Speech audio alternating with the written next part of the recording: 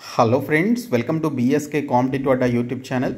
Friends, మనకి Andhra Pradesh high court and జిల్లా court ఉద్యోగాలకి సంబంధించి పీవైక్యూ సిరీస్ని మేము అఫీషియల్గా స్టార్ట్ చేయడం జరిగిందండి.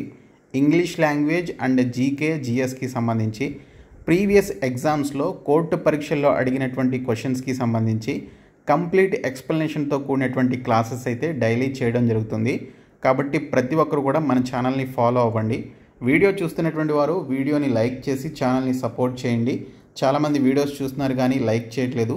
ఈ వీడియోకి 1000 లైక్స్ అయితే ఎక్స్పెక్ట్ చేస్తున్నాను. సో ప్రతి ఒక్కరు లైక్ చేసి మీ ఫ్రెండ్స్కి షేర్ చేయండి. ఫస్ట్ టైం మన ఛానల్ని విజిట్ చేస్తే సబ్స్క్రైబ్ చేసుకొని బెల్ సింబల్ని యాక్టివేట్ చేసుకోండి. ఆంధ్రప్రదేశ్ జిల్లా కోర్టు అండ్ హైకోర్టుకి సంబంధించినటువంటి ఉద్యోగాలకి ప్రిపేర్ అయ్యేటువంటి అభ్యర్థుల కోసం మీరు జాబ్స్ని క్రాక్ చేసే విధంగా ఈ 2 కోర్సెస్ని మేము మీకోసం ఆఫర్ చేస్తున్నాము. మీరు ఈ ఒక్క మెగా కోర్స్ తీసుకున్నట్లయితే ఈ ఒక్క కోర్సులోనే మీకు అన్ని సబ్జెక్టులకి సంబంధించినటువంటి వీడియో క్లాసెస్ తెలుగు మీడియంలో అవైలబుల్గా ఉన్నాయి. అండ్ జీకే అండ్ ఇంగ్లీష్కి సంబంధించినటువంటి 30,000 ప్లస్ బిట్స్ ఉన్నటువంటి ప్రీవియస్ ఎగ్జామ్స్లో అడిగినటువంటి బిట్స్ అన్నీ కూడా కలిపి ఈ పీడిఎఫ్స్ని అయితే ప్రొవైడ్ చేస్తున్నాం. ఈ పీడిఎఫ్స్ని మీరు డౌన్లోడ్ కూడా చేసుకోవచ్చు.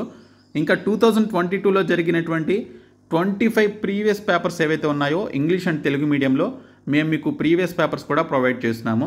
సో ఈ ఒక్క కోర్స్ తీసుకుంటే చాలు, మీరు ఈ పర్టికులర్ కోర్సెస్ అన్నీ కూడా ఈ సింగిల్ కోర్స్ ద్వారా పొందవచ్చు. 1 ఇయర్ వ్యాలిడిటీ ఉంటుంది. 499 రూపీస్కి తీసుకోండి. అలాగే మీరు ఓన్లీ పీడిఎఫ్సే తీసుకోవాలి అనుకుంటే పీడిఎఫ్ కోర్స్ కూడా మేము మీకు ప్రొవైడ్ చేస్తున్నామండి. ఇందులో మీకు 30 ప్రీవియస్ పేపర్స్ వరకు ఉన్నాయి. English medium and Telugu medium కలిపి మీకు ఇంగ్లీష్ అండ్ జీకేకి సంబంధించినటువంటి 30,000 ప్లస్ బిట్స్ ఉన్నటువంటి పీడిఎఫ్ మెటీరియల్స్ పొందవచ్చు. కరెంట్ అఫైర్స్కి సంబంధించి స్టాటిక్ జీకే అండ్ అన్ని టాపిక్స్ కవర్ చేస్తూ ఉన్నటువంటి పీడిఎఫ్ మెటీరియల్స్ అన్నీ కూడా తెలుగు మీడియం అండ్ ఇంగ్లీష్ మీడియంలో పొందవచ్చు. 6 మంత్స్ వ్యాలిడిటీ ఉంటుంది. 199 రూపీస్కే మీరు ఈ కోర్స్ అయితే పొందవచ్చు. సో ఈ 2 కోర్సులు కూడా మీకు యాప్ హోమ్ పేజ్లో ఏపీపీఎస్సీ అని చెప్పేసి ఒక బాక్స్ అయితే ఉంటుంది. ఈ బాక్స్ ఓపెన్ చేసినట్లయితే ఈ కోర్సెస్ అయితే కనిపిస్తాయి. సో ప్రతి ఒక్కరు కూడా తీసుకోండి. ఆంధ్రప్రదేశ్ హైకోర్టు అండ్ జిల్లా కోర్టు ఉద్యోగాల్లో మీరు ఇంగ్లీష్ లాంగ్వేజ్లో 40కి 40 మార్క్స్ ఈజీగా తెచ్చుకోవచ్చండి. సో మేము మీకు కంప్లీట్గా గైడెన్స్ అయితే ఇవ్వడం జరుగుతుంది. వీటికి సంబంధించినటువంటి క్లాసెస్ కూడా ఎవ్రీడే అయితే చేస్తాము. సో ప్రతి ఒక్కరు కూడా మేము మీకు ప్రొవైడ్ చేసినటువంటి కోర్సెస్ని తీసుకుని మేము డైలీ చేసేటువంటి వీడియోస్ని ఖచ్చితంగా ఫాలో అవ్వండి. సో ఈ వీడియోస్లో మేము చేసేటువంటి పీవైక్యూ సిరీస్లో మీకు ప్రీవియస్ ఎగ్జామ్స్లో అడిగినటువంటి ప్రీవియస్ ఇయర్ క్వశ్చన్స్ ఏవైతే ఉంటాయో సో వాటిపైన మేము మీకు కంప్లీట్ ఎక్స్ప్లెనేషన్ అయితే ఇస్తాము. సో దీనికి సంబంధించి మీకు ఈ ఎగ్జామినేషన్ ప్యాటర్న్ ఏ విధంగా ఉంటుంది, క్వశ్చన్స్ యొక్క డిఫికల్టీ లెవెల్ ఏ విధంగా వస్తుంది అనేది మీకు ఈజీగా తెలుస్తుంది. సో ఫస్ట్ క్వశ్చన్ వచ్చేసి select the most appropriate verb that can substitute the underline segment in the given sentence అని చెప్పేసి ఇచ్చారు. సో ఇక్కడ మనకి ఇచ్చినటువంటి క్వశ్చన్లో ఒక పర్టికులర్ పార్ట్ అండర్లైన్ చేసి ఉంటుంది. ఆ అండర్లైన్ చేసినటువంటి పర్టికులర్ వర్బ్ ఫామ్ని మీరు చేంజ్ చేయాలన్నమాట. సో ఈ విధంగా మీకు వర్బ్ ఫైన్ కూడా మీకు క్వశ్చన్స్ అయితే వస్తాయి. Verbs, noun, pronoun, adjective, adverbs, conjunctions, అలాగే ప్రీపోజిషన్స్, ఫిల్ ఇన్ ద బ్లాంక్స్కి సంబంధించినటువంటి టాపిక్స్ అన్నీ కూడా మీరు చూసుకోవాల్సి ఉంటుంది. సో ఇచ్చినటువంటి క్వశ్చన్ చూస్తే I regret to say you that the model you wanted is out of stock అని చెప్పేసి ఇచ్చారు. సో మీరు కోరుకుంటున్నటువంటి పర్టికులర్ మోడల్ ఏదైతే ఉందో సో అది అవుట్ ఆఫ్ స్టాక్లో ఉంది అని చెప్పడానికి మేము చాలా చింతిస్తున్నామని చెప్పేసి ఒక సందర్భాన్ని బట్టి ఇక్కడ మనకి క్వశ్చన్ అయితే ఇచ్చారు. సో ఇక్కడ టు సే అనే దాన్ని అండర్లైన్ చేయడం జరిగింది. అండర్లైన్ చేసినటువంటి పర్టికులర్ వర్బ్ ఏదైతే ఉందో సో దాని ప్లేస్లో మంచిగా సబ్స్టిట్యూట్ అయ్యేటువంటి వర్బ్ ఫామ్ని మీరు చూస్ చేసుకోవాలని చెప్పేసి ఇక్కడ క్వశ్చన్లు అయితే ఇచ్చారు. సో ఇక్కడ ఇచ్చినటువంటి ఈ టు సే చూసుకున్నట్లయితే అంటే మనం ఒక పర్టికులర్ పర్సన్కి మీరు కోరుకున్నటువంటి మోడల్ ప్రోడక్ట్ ఏదైతే ఉందో అది అవుట్ ఆఫ్ స్టాక్లో ఉంది అని చెప్పేసి మనం చెప్తున్నాం అనమాట. సో టు సే అన్నా లేదా టెల్లింగ్ అన్నా కూడా మనకి సేమ్ వస్తుందండి. ఓకే, సో ఇక్కడ మనం టు సే అని కాకుండా ఈ వర్బ్ ఫామ్ని టెల్లింగ్ అని చెప్పేసి మార్చవచ్చు అనమాట. So I regret telling you that the model you wanted is out of stock అనేది మనకి ఇక్కడ కరెక్ట్ సెంటెన్స్ కాబట్టి ఇక్కడ టు సే అనేటువంటి ప్లేస్లో టెల్లింగ్ అనేది మనం ఇక్కడ యూజ్ చేయాల్సి ఉంటుంది. కాబట్టి టు సే ప్లేస్లో మీరు టెల్లింగ్ అనేది పెట్టాలి. సో రైట్ ఆన్సర్ వచ్చేసి ఆప్షన్ 4 అండి. సో దీనికి సంబంధించినటువంటి ఎక్స్ప్లెనేషన్ చూస్తే tell fits idiomatically with I regret and it is also correctly takes as direct object you అని చెప్పేసి దీనికి సంబంధించినటువంటి ఇన్ఫర్మేషన్ అయితే ఇవ్వడం జరిగింది. సో ఇక్కడ మనం టెల్ అనేది ఇక్కడ చూసుకున్నట్లయితే ఈడియోమేటికల్గా అంటే మనకి ఇక్కడ ఐ రిగ్రెట్ అనేది ఏదైతే ఉందో సో దానికి కంప్లై అవుతూ ఉందన్నమాట. సో ఇక్కడ మనం టెల్లింగ్ అనేది మనం యూజ్ చేయొచ్చు. సో ఇక్కడ టు సే అనేటువంటి ప్లేస్లో టెల్లింగ్ అనేది యూజ్ చేయొచ్చు అనమాట. ఓకే, సో నెక్స్ట్ క్వశ్చన్ వచ్చేసి select the most appropriate conjunction to fill in the blank అని చెప్పేసి ఇచ్చారు. సో ఇచ్చినటువంటి క్వశ్చన్కి సంబంధించినటువంటి కంజంక్షన్ మీరు చూస్ చేసుకోవాలన్నమాట ఈ ఫిల్ ఇన్ ద బ్లాంక్లో. సో ఈ బ్లాంక్లో మీరు కరెక్ట్గా ఫిట్ అయ్యేటువంటి కంజంక్షన్ ఏంటి, ఇక్కడ వేరాజ్, అండ్, అంటిల్, అన్లెస్ ఇవన్నీ కూడా కంజంక్షన్స్ అనమాట.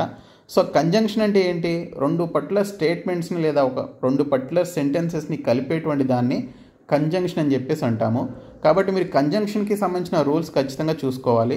సో ఇక్కడ క్వశ్చన్ వచ్చేసి I would not like to contest the election dash I am sure of my victory అని చెప్పేసి ఇచ్చారు.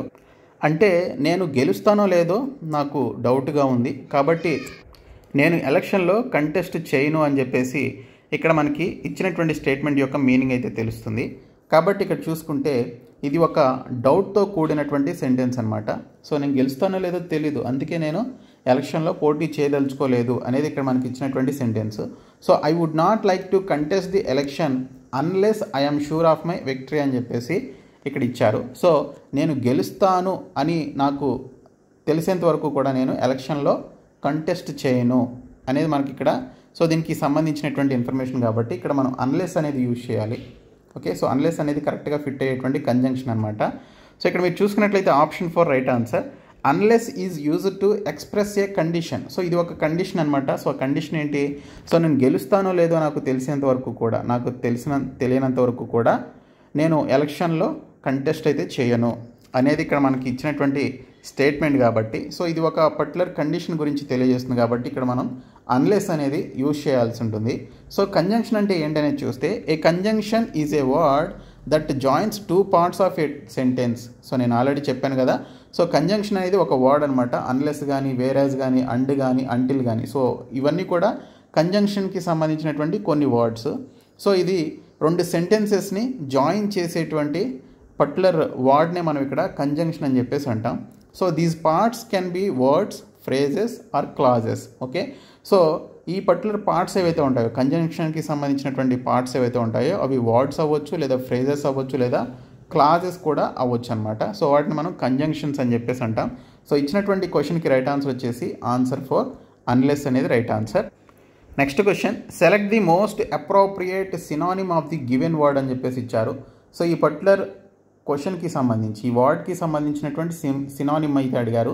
సినానిమ్ అంటే ఏంటి అంటే ఇచ్చినటువంటి పదానికి సంబంధించి సిమిలర్గా ఉండేటువంటి మీనింగ్ ఉన్నటువంటి పదాన్ని ఇచ్చినటువంటి ఆప్షన్స్ నుంచి మీరు కనుగొనాలన్నమాట. సో సిమిలర్ వర్డ్ అంటే సో దాని యొక్క సేమ్ మీనింగ్ వచ్చేది. ఇక్కడ సబ్స్టాన్షియల్ అంటే ఏంటి, సబ్స్టాన్షియల్ అంటే వెరీ హ్యూజ్ అనేటువంటి మీనింగ్ అయితే వస్తుంది, అంటే చాలా పెద్దది అనేటువంటి మీనింగ్ అయితే రావడం జరుగుతుంది. సో ఇచ్చినటువంటి ఆప్షన్స్లో మనకి సిగ్నిఫికెంట్ అని చెప్పేసి ఉంది. సో సిగ్నిఫికెంట్ అంటే చాలా పెద్దది అని, లేదా ఇంపార్టెంట్ అని చెప్పేసి, లేదా గుర్తింపు అని చెప్పేసి మీనింగ్ కూడా రావడం జరుగుతుంది. సబ్స్టాన్షియల్ అన్న కూడా మనకి సేమ్ మీనింగ్ వస్తుంది, వెరీ హ్యూజ్ లేదా ఒక సిగ్నిఫికెంట్ లేదా ఒక గుర్తింపు ఉండాలి లేదా ఇంపార్టెన్స్ ఉండాలి అనేటువంటి మీనింగ్ అయితే వస్తుంది. కాబట్టి సబ్స్టాన్షియల్ అంటే సిగ్నిఫికెంట్ అనేది దీనికి సంబంధించినటువంటి కరెక్ట్ సినానిమ్ అండి. సో కాబట్టి ఆప్షన్ 1 అనేది దీనికి సంబంధించిన రైట్ ఆన్సర్. ఇక్కడ సబ్స్టాన్షియల్ అంటే మీనింగ్ చూస్తే substantial means large in amount, value or importance అనేది దీనికి సంబంధించినటువంటి మీనింగ్. సో ఒక పర్టికులర్ అమౌంట్లో చాలా ఎక్కువ ఉండడాన్ని, ఓకే, లార్జ్ ఇన్ అమౌంట్, అలాగే దాని యొక్క వాల్యూ ఎక్కువ ఉన్న, లేకపోతే ఎక్కువ ఇంపార్టెన్స్ ఉన్న, బాగా ప్రాముఖ్యత కలిగి ఉన్న దాన్ని ఏమంటామంటే సబ్స్టాన్షియల్ అని చెప్పేసి అంటాము. ఇంకా సిగ్నిఫికెంట్ అంటే also means important or large enough to be noticed అనేది దీనికి సంబంధించినటువంటి మీనింగ్. సో ఇంపార్టెంట్ అంటే చాలా ముఖ్యమైనది లేదా ప్రాముఖ్యమైనది అనేటువంటి మీనింగ్ వస్తుంది. ఇంకా ట్రివియల్ అంటేనేమో అన్ఇంపార్టెంట్ అని చెప్పేసి మీనింగ్ అనమాట. ఇచ్చినటువంటి ఆప్షన్స్లో ట్రివియల్ అంటే అంత ప్రాముఖ్యత లేనిది అనేటువంటి మీనింగ్ వస్తుంది, అంత ఇంపార్టెన్స్ లేనిది అనేటువంటి మీనింగ్ వస్తుంది. ఇంకా డింకీ అంటే స్మాల్ ఆర్ ఇన్సిగ్నిఫికెంట్ అని చెప్పేసి మీనింగ్ వస్తుంది. సో సిగ్నిఫికెంట్కి ఆపోజిట్ వర్డ్ డింకీ అనమాట. సో దీనికి సంబంధించి స్మాల్ లేదా ఇన్సిగ్నిఫికెంట్, అంతగా గుర్తింపు లేని లేదా ఇంపార్టెన్స్ లేని లేదా చాలా చిన్నది అనేటువంటి మీనింగ్ ఇక్కడ డింకీ అనేది వస్తుందన్నమాట. తర్వాత సర్కమ్స్టాన్షియల్ అని చెప్పేసి ఇచ్చారు. సర్కమ్స్టాన్షియల్ అంటే సర్కమ్స్టాన్సెస్, మన చుట్టుపక్కల ఉండేటువంటి పర్టికులర్ పరిస్థితులను ఇక్కడ మనం సర్కమ్స్టాన్షియల్ అని చెప్పేసి అంటాము. కాబట్టి ఇచ్చినటువంటి యొక్క సబ్స్టాన్షియల్ అనేటువంటి పదానికి సంబంధించిన మీనింగ్ వచ్చేసి సిగ్నిఫికెంట్ అండి. నెక్స్ట్ క్వశ్చన్ మనకి పారా జంబుల్డ్ సెంటెన్సెస్ కూడా ఇస్తున్నాడు, లేదా సెంటెన్స్ రీఅరేంజ్మెంట్ అని చెప్పేసి కూడా అంటారు. సో వీటికి సంబంధించి చిన్నగా అయితే ఇవ్వట్లేదు. ఇది జూనియర్ అసిస్టెంట్కి సంబంధించినటువంటి పేపర్ అండి, 2022లో ఇచ్చినటువంటి పేపర్.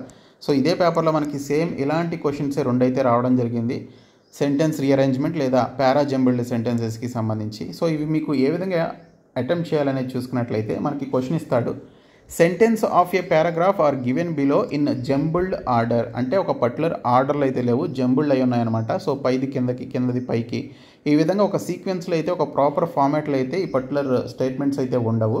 సో దీనికి సంబంధించి arrange the sentence in the correct order to form a meaningful and coherent paragraph అని చెప్పేసి ఇచ్చారు. సో కోహరెంట్ పారాగ్రాఫ్ అంటే ఒక సీక్వెన్స్లో ఉంటూ ఒక పర్టికులర్ మీనింగ్ కలిగినటువంటి ఒక మీనింగ్ఫుల్ ఆర్డర్లో, కరెక్ట్ ఆర్డర్లో పెట్టాలని చెప్పేసి ఇక్కడ మనకి ఇవ్వడం జరిగింది. సో ఇవన్నీ కూడా జంబుల్డ్ అయినటువంటి సెంటెన్సెస్ అనమాట, ABCDEF అనేవి. సో వీటిని మీరు చదివి ఏది ఫస్ట్ వస్తుంది, ఏది సెకండ్ వస్తుంది అనేది మీరు ఇక్కడ సెట్ చేయాల్సి ఉంటుంది.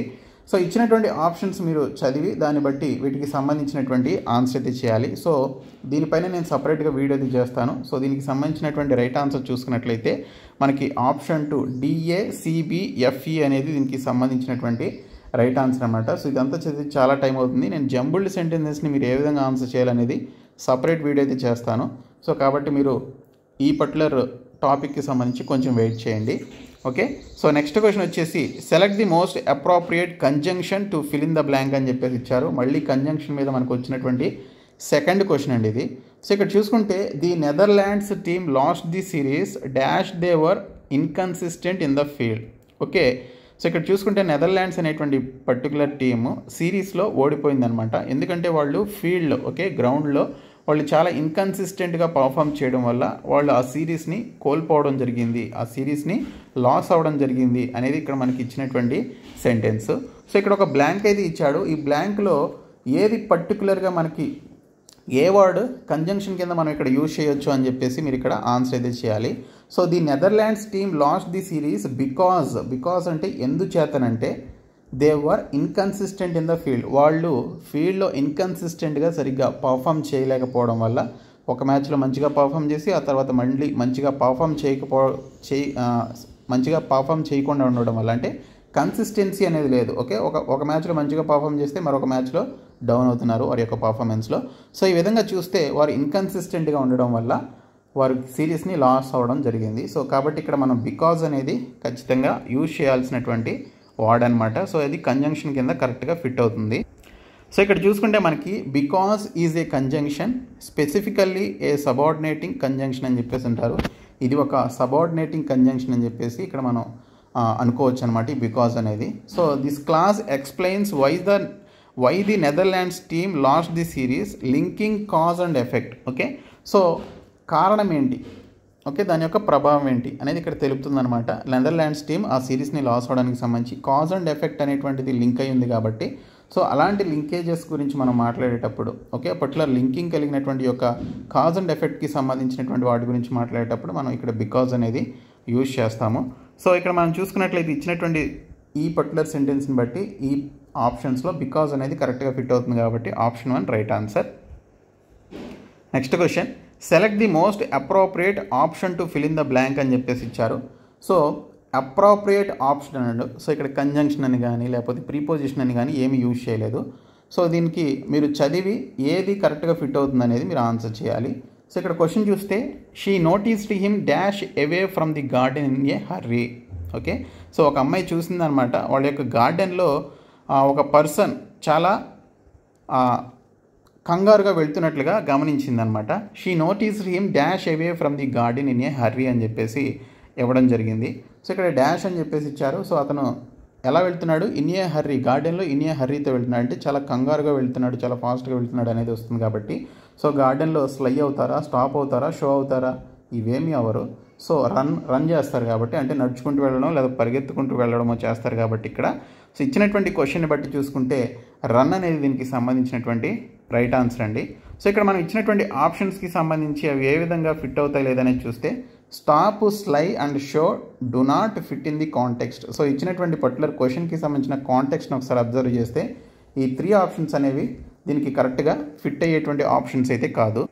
ఇక్కడ స్టాప్ అనేది కాంట్రాడిక్ట్ చేస్తుంది అనమాట ఇన్ ఏ హరీని. సో ఇక్కడ చూసుకుంటే కాంట్రాడిక్ట్ అంటే ఖండిస్తుంది అనేది ఇక్కడ మనకి మీనింగ్ అయితే వస్తుంది. సో ఇక్కడ మనం చూసుకుంటే she noticed him stop away from the garden in a hurry అని చెప్పేసి ఇచ్చారా.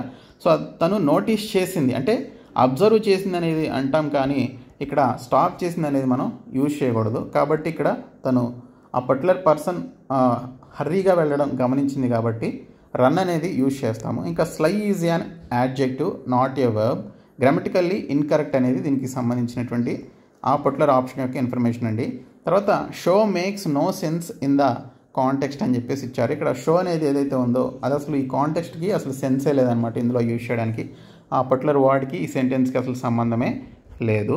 సో నెక్స్ట్ క్వశ్చన్ వచ్చేసి ఫిల్ ఇన్ ద బ్లాంక్ గురించి అడిగారు. ఎక్కువగా ఫిల్ ఇన్ ద బ్లాంక్స్ నుంచి క్వశ్చన్స్ వచ్చాయి. సో ఇక్కడ చూసుకుంటే select the most appropriate adjective to fill in the blank అని చెప్పేసి ఇచ్చారు. సో యాడ్జెక్టివ్ గురించి ఇక్కడ మనం ఆ యాడ్జెక్టివ్ని బేస్ చేసుకుని ఆన్సర్ అయితే చేయాలి. When they realized what was happening their reactions were dash అని చెప్పేసి ఇచ్చారు. When they realized what was happening their reactions were dash అని చెప్పేసి ఇవ్వడం జరిగింది. సో వాళ్ళు ఆ పర్టికులర్ రియాక్షన్స్ని వాళ్ళు ఒకసారి రియలైజ్ అయిన తర్వాత ఏం జరిగిందనేది వాళ్ళకి ఇమీడియట్గా తెలిసింది అని ఇక్కడ మనకి క్వశ్చన్ అయితే ఇవ్వడం జరిగింది. సో మనం ఏదైనా ఒక పర్టికులర్ సర్ప్రైజింగ్ విషయం గురించి తెలుసుకున్నప్పుడు మనం ఇక్కడ ఇమీడియట్గా మనం ఏదైనా ఒక సర్ప్రైజింగ్ విషయం గురించి మన యొక్క రియాక్షన్స్ గురించి మనం చూసుకున్నప్పుడు సో ఇక్కడ ఇమీడియట్ అనేటువంటి పదాన్ని యూజ్ చేస్తాము. కాబట్టి ఇచ్చినటువంటి బ్లాంక్లో ఇమీడియట్ అనేది కరెక్ట్గా ఫిట్ అవుతుందండి. సో ఇక్కడ చూసుకుంటే immediate means instant or quick which makes sense when someone suddenly realises something serious. Okay, so మీ పక్కన ఏదైనా ఒక పెద్ద యాక్సిడెంట్ జరిగిందనుకోండి, మీరు సడన్గా చూసారనుకోండి దాన్ని. ఓకే, ఆ యాక్సిడెంట్కి సంబంధించి మీరు రియలైజ్ అయ్యి చూసారనుకోండి, సో దాన్ని ఏమంటామంటే ఇన్స్టెంట్గా లేదా క్విక్గా అక్కడ జరిగినటువంటి ఇన్స్టెంట్ గురించి మనం చూస్తాం కాబట్టి అది ఇమీడియట్ యాక్షన్ కాబట్టి సో ఇక్కడ మనం ఆ యొక్క రియలైజేషన్ గురించి మనం మాట్లాడతాం కాబట్టి ఇక్కడ ఇమీడియట్ అనేది యూజ్ చేస్తాము. డైర్ మీన్స్ టెరిబుల్ ఆర్ అర్జెంట్ అనేది దీని యొక్క మీనింగ్ డైర్ అంటే. So but does not fit well with reactions అనేది దీనికి సంబంధించినటువంటి ఆన్సర్ అనమాట. సో ఇక్కడ మనకి రియాక్షన్స్ అని చెప్పేసి ఇచ్చాడు కదా, సో ఈ రియాక్షన్స్కి సంబంధించి కంపేర్ చేస్తే డైర్ అంటే మనకి ఇక్కడ టెర్రిబుల్ లేదా అర్జెంట్ అనేది మీనింగ్ వస్తుంది, కానీ ఈ పర్టికులర్ కాంటెక్స్ట్లో ఇదైతే ఫిట్ అవ్వదు అనమాట డైర్ అనేది. తర్వాత remediate is a verb not an adjective, grammatically incorrect అనమాట. సో ఇక్కడ మనకి చూసుకుంటే రెమిడియేట్ అనేది వర్బ్, కానీ ఇక్కడ వాడు అడిగింది యాడ్జెక్టివ్ అడిగాడు. సో యాడ్జెక్టివ్ అంటే మనకి ఇక్కడ చూసుకుంటే విశేషణం అనేది మీనింగ్ అయితే వస్తుంది. సో ఇక్కడ ఇచ్చినటువంటి దానిలో రెమిడియేట్ అనేది ఇది వర్బ్ కాబట్టి ఇది విశేషణం కాదు, కాబట్టి ఇది మనకి కరెక్ట్గా ఫిట్ అవ్వదు. ఇమీడియట్ అనేది ఇది ఒక విశేషణం అనమాట. ఇంకా మైనర్ చూసుకుంటే minor means not serious which doesn't fit the likely urgency of the situation. Okay, ఆ పర్టికులర్ సిచ్యువేషన్లో మనం ఇమీడియట్గా రియలైజ్ అయినటువంటి విషయం గురించి మాట్లాడుతున్నాం, కానీ ఇక్కడ మైనర్ అనేది అదంతగా సీరియస్నెస్ని తెలిపేటువంటి విషయం కాదు కాబట్టి ఇది కూడా మనకి ఫిట్ అవ్వదు అనమాట. కాబట్టి ఇచ్చినటువంటి ఆప్షన్స్లో ఆప్షన్ 3 అనేది రైట్ ఆన్సర్. తర్వాత select the most appropriate adverb that can substitute the underline segment in the given sentence. Okay, so ఇక్కడ చూసుకుంటే యాడ్వర్బ్ గురించి అడిగాడు. ఓకే, యాడ్వర్బ్ అంటే ఏంటండి, క్రియా విశేషణం అనేది యాడ్వర్బ్ అంటే దాని యొక్క మీనింగ్. సో వర్బ్కి ఇది యాడ్వర్బ్ అనమాట. సో క్రియ అంటే వర్బ్, సో ఆ క్రియలో ఉండేటువంటి విశేషణం గురించి మనం మాట్లాడాలి, దాన్ని మనం ఇక్కడ యాడ్వర్బ్ అని చెప్పేసి అంటాము. సో ఇక్కడ క్వశ్చన్ ఏమని ఇచ్చాడు, అండర్లైన్ చేస్తున్నటువంటి సెగ్మెంట్ ఏదైతే ఉందో ఈ పర్టికులర్ సెగ్మెంట్ని మీరు యాడ్వర్బ్గా మార్చాలన్నమాట. So it came as a surprise when Shanaya confessed to the addiction over a year later. Shanaya అనేటువంటి అమ్మాయి తను 1 సంవత్సరం క్రితం వరకు, ఓకే, 1 సంవత్సరం తర్వాత తను అప్పటి వరకు దేనికైతే ఎడిక్షన్కి సంబంధించి గురై ఉందో, ఓకే, ఎడిక్షన్ అంటే ఒక బానిస అవ్వడం, ఓకే, పర్టికులర్ దానికి సంబంధించి ఎడిక్ట్ అయి ఉండడం అనమాట. సో ఆ ఎడిక్ట్ అయినటువంటి దానికి సంబంధించి కన్ఫెస్ చేసింది. సో తను కన్ఫెస్ చేసినప్పుడు వాళ్ళందరూ కూడా సర్ప్రైజ్ అయ్యారు. సో సర్ప్రైజ్ ఎప్పుడయ్యారు, అన్ఎక్స్పెక్టెడ్గా తను ఆ పర్టికులర్ ఎడిక్షన్ గురించి 1 సంవత్సరం తర్వాత తనకు ఉన్నటువంటి ఎడిక్షన్ గురించి తను కన్ఫెస్ చేసిన తర్వాత, అంటే తను ఒప్పుకున్న తర్వాత సో వాళ్ళందరూ కూడా అన్ఎక్స్పెక్టెడ్గా వీళ్ళు సర్ప్రైజ్ అయ్యారు అనేది ఇక్కడ మనకి మీనింగ్ అయితే వస్తుంది. కాబట్టి ఇక్కడ యాడ్వర్బ్ అనేది మనకి ఇక్కడ చూసుకుంటే అన్ఎక్స్పెక్టెడ్లీ అనేది వస్తుందన్నమాట. ఓకే, సో ఎక్స్పెక్టెడ్ అనేది ఇక్కడ అన్ఎక్స్పెక్టెడ్ అనేది సో దీనికి సంబంధించిన వర్బ్ ఫామ్ అయితే దాని యొక్క క్రియా విశేషణం గురించి ఇది తెలుపుతుంది కాబట్టి అన్ఎక్స్పెక్టెడ్లీ అనేది మనకి ఇక్కడ ఈ పర్టికులర్ కంప్లీట్ అండర్లైన్ చేసినటువంటి సెంటెన్స్ని రీప్లేస్ చేస్తుంది. కాబట్టి ఆప్షన్ 1 దీనికి సంబంధించినటువంటి రైట్ ఆన్సర్. ఇక్కడ ఎక్స్ప్లెనేషన్ చూస్తే అన్ఎక్స్పెక్టెడ్లీ అంటే something that happens as a surprise. Okay, so unexpectedly అంటే మనం మీ ఇంటికి చుట్టాలు వచ్చారనుకోండి, మీరు సర్ప్రైజ్ ఫీల్ అవుతారు కదా. సో అది మనకి అన్ఎక్స్పెక్టెడ్గా జరిగిందని చెప్పేసి అంటాం కదా. సో ఇక్కడ మనకి సర్ప్రైజింగ్గా తను కన్ఫెస్ చేసిందనమాట. ఒక 1 year నుంచి తను ఉన్నటువంటి ఎడిక్షన్ గురించి ఒప్పుకుంది కాబట్టి షనయ అనేటువంటి అమ్మాయి. సో అది మనకు అన్ఎక్స్పెక్టెడ్గా మనకి తెలిసినటువంటి విషయం కాబట్టి సో మనం ఇక్కడ ఈ అన్ఎక్స్పెక్టెడ్లీ అనేది యూజ్ చేయాల్సి ఉంటుంది. స్పెసిఫికలీ అంటే క్లియర్లీ డిఫైన్డ్ అంటే నాట్ రిలేటెడ్ టు సర్ప్రైజ్ అనేది సో దీనికి సంబంధించినటువంటి మీనింగ్. సో స్పెసిఫిక్గా మనం ఏదైనా విషయం గురించి మాట్లాడినప్పుడు అంటే క్లియర్గా మనం ఏదైనా ఒక విషయం గురించి ఎక్స్ప్లెయిన్ చేయడాన్ని స్పెసిఫికల్లీ అని చెప్పేసి అంటాం కదా. సో కాబట్టి ఇచ్చినటువంటి సెంటెన్స్కి ఇది కరెక్ట్గా ఫిట్ అవ్వదు. ఎక్స్ప్లిసిట్లీ అన్నాడు అంటే stated clearly and directly. Okay, అది సర్ప్రైజ్ గురించి తెలపదు. ఎక్స్ప్లిసిట్లీ అనేది మనకి క్లియర్గా ఒక విషయం గురించి తెలిపేదన్నమాట. సో అన్ఎక్స్పెక్టెడ్గా చేసేది కాదు కాబట్టి ఇక్కడ మనకి ఎక్స్ప్లిసిట్లీ అనేది కూడా ఫిట్ అవ్వదు. ఇంకా రిలయబుల్లీ అంటే కన్సిస్టెంట్లీ ఆర్ డిపెండబ్లీ అనేది వస్తుందన్నమాట. నాట్ రిలవెంట్ హియర్ అంటే ఇచ్చినటువంటి స్టేట్మెంట్కి అసలు ఇది రెలవెంటే కాదు కాబట్టి ఇచ్చినటువంటి పర్టికులర్ క్వశ్చన్కి అన్ఎక్స్పెక్టెడ్లీ అనేది రైట్ ఆన్సర్. ఇంకా నెక్స్ట్ క్వశ్చన్ చూసినట్లయితే ఈడియం గురించి అడిగారు. ఇక్కడ మీరు చూడొచ్చు, select the sentence that suggest the most appropriate meaning of the given idiom అని చెప్పేసి అడిగారు. ఇక్కడ సెట్ అపార్ట్ అని చెప్పేసి ఇవ్వడం జరిగింది. సో సెట్ అపార్ట్ అంటే సో మనం ఏదైనా ఒక పర్టికులర్ ఏదైనా ప్లేస్ని మనం రిజర్వ్ చేసుకున్నప్పుడు ఓకే దాన్ని మనం సెట్ అపార్ట్ అని చెప్పేసి ఈడియంలో అంటామన్నమాట. సో ఈడియమ్స్ ఎప్పుడు కూడా మీరు సపరేట్తో మీనింగ్ చూడకూడదు. సెట్ అంటే మీనింగ్ ఏంటి, అపార్ట్ అంటే మీనింగ్ ఏంటి అనేది సపరేట్గా చూడకూడదు. ఆ పర్టికులర్ కంప్లీట్ సెంటెన్స్ని కలిపి ఒక సింగిల్ మీనింగ్ లాగా చూడాలి. సో ఈడియమ్స్ అంటే మనం తెలుగులో జాతీయాలని చెప్పేసి అంటాం కదా, అవే ఈడియమ్స్ అనమాట. సో ఇంగ్లీష్లో ఈడియమ్స్ అంటారు. సో సెట్ అపార్ట్ అంటే మనం ఏదైనా పర్టికులర్ ప్రదేశాన్ని లేదా ప్లేస్ని రిజర్వ్ చేసుకున్నప్పుడు దాన్ని మనం సెట్ అపార్ట్ అని చెప్పేసి ఈడియమ్స్లో అంటాము. So these seats are reserved అనేది దీనికి సంబంధించినటువంటి right answer. These seats are reserved directly reflects the meaning of set apart. Okay, the seats are set apart for specific people or reasons, దాన్ని ఏమంటామంటే set apart అని చెప్పేసి అంటాము. So ఇవి కొన్ని ఇంగ్లీష్కి సంబంధించి ప్రీవియస్ ఎగ్జామ్స్లో అడిగినటువంటి క్వశ్చన్స్ అనమాట. సో మరికొన్ని వీడియోస్ అయితే చేస్తాను. సో నోటిఫికేషన్ ఖచ్చితంగా మనకు వస్తుంది కాబట్టి ప్రతి ఒక్కరు కూడా మీరు చదవడం ప్రారంభించండి. మేము ప్రొవైడ్ చేస్తున్నటువంటి ఈ 499 మెగా కోర్స్ తీసుకోండి, మీకు చాలా హెల్ప్ అవుతుంది. పీడిఎఫ్ కోర్సులో మీకు అన్ని పీడిఎఫ్స్ అయితే ఉంటాయి. 199 రూపీస్ కోర్స్ అది. సో ఇప్పటి నుంచి మీరు ఈ కోర్సెస్ తీసుకొని 2 కోర్సులు తీసుకోండి, మీకు చాలా హెల్ప్ అవుతాయి. సో డిస్క్రిప్షన్లో యాప్ లింక్ ఉంటుంది చూడండి. Thank you.